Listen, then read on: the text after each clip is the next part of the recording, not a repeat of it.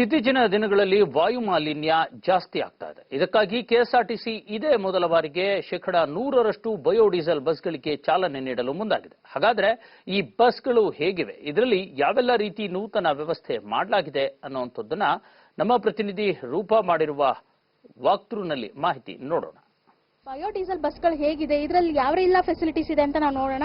ಇದು actually panic switch ಅಂತ. ಒಬ್ಬ ಮಹಿಳೆ ಏನಾದರೂ ಓಡಾಡ್ತಿದ್ದಂತ ಸಂದರ್ಭದಲ್ಲಿ ಅವ್ರಿಗೆ ಏನಾದರೂ ಪ್ರಾಬ್ಲಮ್ ಆದಾಗ ಈ ಒಂದು ಬಟನ್ ಪ್ರೆಸ್ ಮಾಡಿದ್ರೆ ಸಾಕು, ಏನೋ ಪ್ರಾಬ್ಲಮ್ ಆಗಿದೆ ಅನ್ನೋದು ಡ್ರೈವರ್ಗಾಗಿರ್ಬೋದು, ಕಂಡಕ್ಟರ್ಗಾಗಿರ್ಬೋದು, ಪ್ರತಿಯೊಬ್ಬರಿಗೂ ಗೊತ್ತಾಗುತ್ತೆ. ಅದೇ ರೀತಿ ಏನಂದ್ರೆ ಈ ಒಂದು ಫ್ರಂಟ್ ಅಲ್ಲಿ 4 ಸೀಟಲ್ಲಿ ಕೂಡ ಪ್ರಾಬ್ಲಮ್ ಆಗಬಾರ್ದು ಅನ್ನೋ ಕಾರಣಕ್ಕಾಗಿ ಫ್ರಂಟ್ 4 ಸೀಟ್ಗಳಿಗೆ ವಿಶೇಷ ಬೆಲ್ಟ್ ವ್ಯವಸ್ಥೆನೂ ಕೂಡ ಮಾಡಲಾಗಿದೆ. ಯಾಕಂದ್ರೆ ಫ್ರಂಟ್ ಅಲ್ಲಿ ಇರೋರಿಗೆ ಸಡನ್ ಆಗಿ ಬ್ರೇಕ್ ಆಗ್ತಂತ ತಕ್ಷಣ ಯಾವ್ದಾದ್ರು ಪ್ರಾಬ್ಲಮ್ ಆಗ್ಬೋದು ಅನ್ನೋ ದೃಷ್ಟಿಯಿಂದ ಈ ಒಂದು ಫ್ರಂಟ್ ಇಲ್ಲಿರುವಂತ 4 ಸೀಟ್ಗಳಿಗೆ ಮಾತ್ರ ಈ ಒಂದು ಏನೋ ಸೀಟ್ ಬೆಲ್ಟ್ ನ ನೀಡಿದ್ದಾರೆ. ಅದೇ ರೀತಿ ಫಸ್ಟ್ ಏಡ್ ಬಾಕ್ಸ್ ಅನ್ನು ಕೂಡ ಇದರಲ್ಲಿ ಇರಿಸಲಾಗಿದೆ.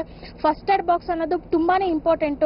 ಏನಾದ್ರು ಟ್ರಾವೆಲ್ ಮಾಡ್ತಿದ್ದಂತ ಸಂದರ್ಭದಲ್ಲಿ ಏನಾದ್ರೂ ಪ್ರಾಬ್ಲಮ್ ಆಗಬಹುದು, ಅದಕ್ಕಾಗಿ ಫಸ್ಟ್ ಏಡ್ ಬಾಕ್ಸ್ ಇದೆ. ಅದೇ ರೀತಿ ಎಲ್ಇಡಿ ಟಿವಿಗಳನ್ನ ಸಹ ಅಳವಡಿಸಲಾಗಿದೆ. 3 ಎಲ್ಇಡಿ ಟಿವಿಗಳನ್ನ ನಾವು ಈ ಒಂದು ಬಸ್ ನಲ್ಲಿ ನೋಡಬಹುದಾಗಿದೆ. ಪ್ರತಿಯೊಂದು 4-5 ಸೀಟಿಗೆ ಈ ಒಂದು ಎಲ್ಇಡಿ ಟಿವಿನ ಅಳವಡಿಸಲಾಗಿದೆ. ಅದೇ ರೀತಿ ಪ್ರತಿಯೊಂದು ಸೀಟಿಗೂ ಕೂಡ ಒಂದೊಂದು ಹ್ಯಾಮರ್ ಅನ್ನ ಇಟ್ಟಿದ್ದಾರೆ. ಯಾಕಂದ್ರೆ ಎಮರ್ಜೆನ್ಸಿ ಏನಾದ್ರೂ ಪ್ರಾಬ್ಲಮ್ ಆದಂತಹ ಸಂದರ್ಭದಲ್ಲಿ ಉಪಯೋಗಕ್ಕೆ ಬರಲಿ ಅನ್ನೋ ದೃಷ್ಟಿಯಿಂದ ಈ ಪ್ರತಿಯೊಂದು ಸೀಟ್ಗೂ ಕೂಡ ಒಂದೊಂದು ಹ್ಯಾಮರ್ ಅನ್ನ ಇಟ್ಟಿದ್ದಾರೆ.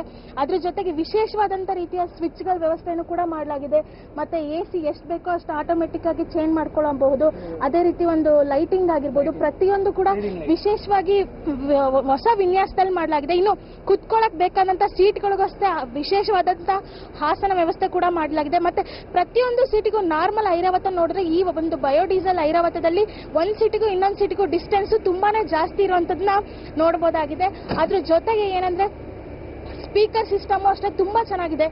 ಫ್ರಂಟ್ ಅಲ್ಲಿ ಏನಾದ್ರೂ ಒಂದು ಮೂವಿ ಏನಾದ್ರೂ ಪ್ಲೇ ಮಾಡಿದ್ರೆ ಲಾಸ್ಟ್ ಸೀಟ್ ವರೆಗೂ ಕೂಡ ಸೇಮ್ ಒಂದು ಅದೇ ಸೌಂಡ್ ಸಿಸ್ಟಮೇ ಬರುತ್ತೆ. ಅದ್ರ ಜೊತೆಗೆ ಏನಂದ್ರೆ ಎಸಿದು ಅಷ್ಟೇ, ಎಸಿದು ತುಂಬಾ ಚೆನ್ನಾಗಿ ವ್ಯವಸ್ಥೆ ಮಾಡಿದ್ದಾರೆ. ತುಂಬಾ ಒಂದು ಫುಲ್ ಒಂದು ಲಕ್ಸುರಿ ಲೈಫಲ್ಲಿ ಲಕ್ಸುರಿ ಆಗಿರುವಂತ ಒಂದು ಬಸ್ ಅಲ್ಲಿ ಹೋಗ್ತಿರುವಂತ ರೀತಿಯಲ್ಲಿ ಈ ಒಂದು ಎಸಿ ಸಿಸ್ಟಮ್ ಇದೆ.